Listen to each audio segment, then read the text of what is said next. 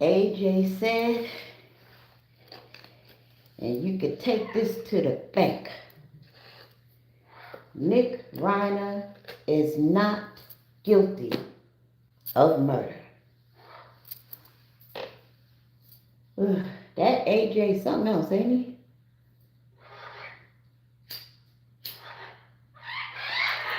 He's really good at what he does. I actually like him a lot. But obviously he knows a lot of stuff that we don't. But we are Monday morning, or Tuesday morning rather, quarterbackers. We just sit around, stand on the outside looking in to this tragedy. And a lot of us believe what we believe about Nick Reiner according to what we've seen in past interviews, what we heard in past podcasts. And then when you combine that with some of our own personal experiences with addiction and, just life experience in general, we come out with a whole different conclusion about Nick, right? Hey, y'all, quiet. Well, all I'm going to say is this. Well, let me say this. They say that,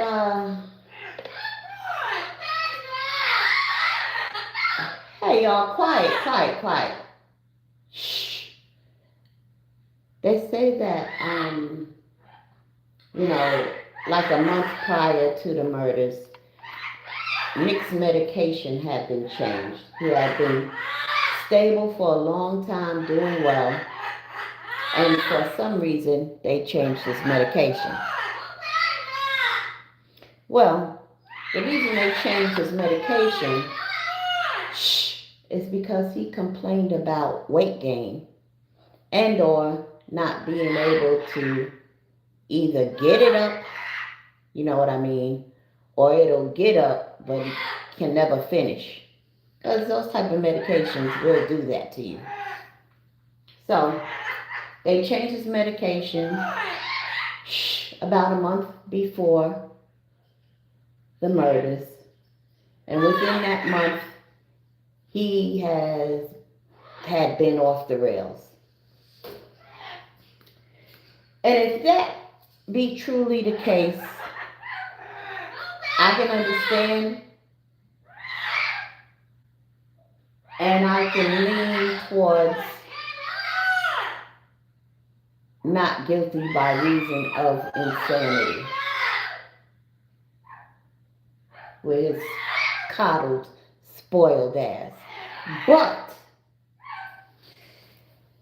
if the toxicology reports come back that he had any other substances outside of the prescribed medication for schizophrenia, like if he got meth in his system, nah. You need to go to trial and be found guilty of murder, period. So, I try to be fair. And there are times, lots of times, I try to give people the benefit of the doubt. But I think you agree, with Nick Reiner, that's kind of hard to do, given his past history and knowing how he manipulated doctors at a rehab in the past and acted like he was crazy just so he can get a particular medication. So he will get crazy or act crazy in order to do or get what he wants. We know that. Also, we found out that AJ Alan Jackson is no longer his attorney. Nick Reiner now has a public defendant. Now, nobody, at least in Nick's circle, family, attorney, whoever, those close to the case, nobody wants to say, you know, AJ is off the case because he wasn't going to get paid, or he wasn't getting paid, whatever the case may be. Look, we ain't stupid. If it looks like a duck, walks like a duck, quacks like a duck, it's a duck. I saw an interview with AJ, the attorney, Alan Jackson, Billy Bush. If you YouTube Billy Bush, you'll find the interview. AJ would not confirm nor deny that he was contacted by family members initially, which is why he worked on the case for 3 weeks. Okay? Well, we know Nick Reiner, they say he's out of his mind. He knows that he murdered his parents, but he doesn't understand why he's in jail, and he thinks it's all one big conspiracy against him. So we don't think he had the presence of mind that, hey, I'm in jail, I'm going to call Alan Jackson. We don't think he called him. We think his family called him. The murders happened on the 14th, or they were discovered on the 14th, and by the 15th, which was Monday morning, AJ was on the case. So apparently Nick's siblings called AJ. What I think happened once the autopsy report came back and they were able to see how many times their parents were stabbed and what exactly happened to them, that's when they pulled their support. Now remember, I speculated in prior videos that perhaps Nick Reiner has a trust fund from his grandfather. Well, if that be the case, he'd still have AJ as an attorney because he could pay for it himself. So I guess he doesn't have a trust fund from his grandfather, which is why he has a public defender.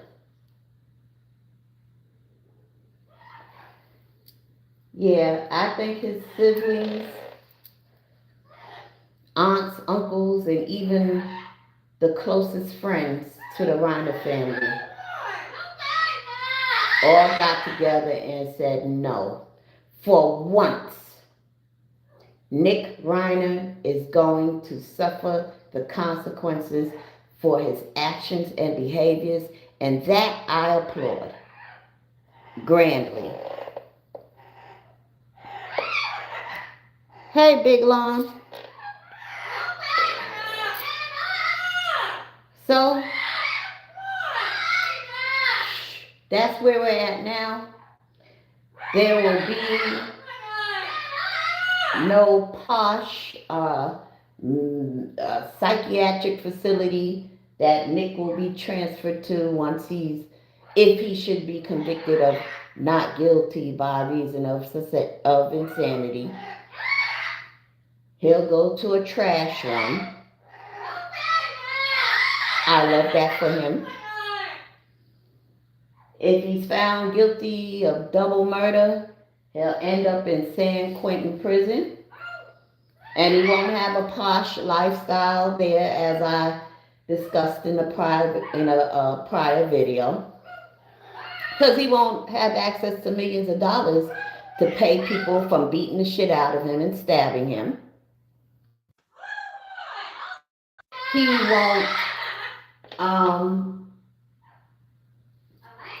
be able to dine on fine cuisines like lobsters and shit, because he won't have the money to pay off a chef. He won't have a cell phone. I mean, he'll get one, I'm sure. But if the cops see him with it, the guards, they'll turn him in and write him up, and they'll generate a bunch of infractions because he won't have the money to pay them off. And as far as drugs go, look, let's face it. Nick loves drugs more than he loves himself. His parents loved him immensely, and Nick loves drugs immensely. Fuck himself, fuck everybody else. Drugs is his life. Will he be able to get drugs in prison? Not like he would if he had access to millions of dollars. But he'll still be able to get drugs. He'll just have to bend over for it, if you know what I mean. He'll just have to open his mouth for him, if you know what I mean.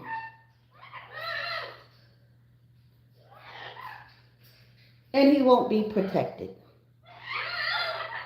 And I love that for him too. All right. That's all I got to say. I will keep you posted on any new information concerning this nut job. Rest in peace, Rob and Michelle. Prayers go up for comfort, peace, understanding, and the same mind for those close to the Reiners. Gotta go. Peace. Because birds too damn noisy.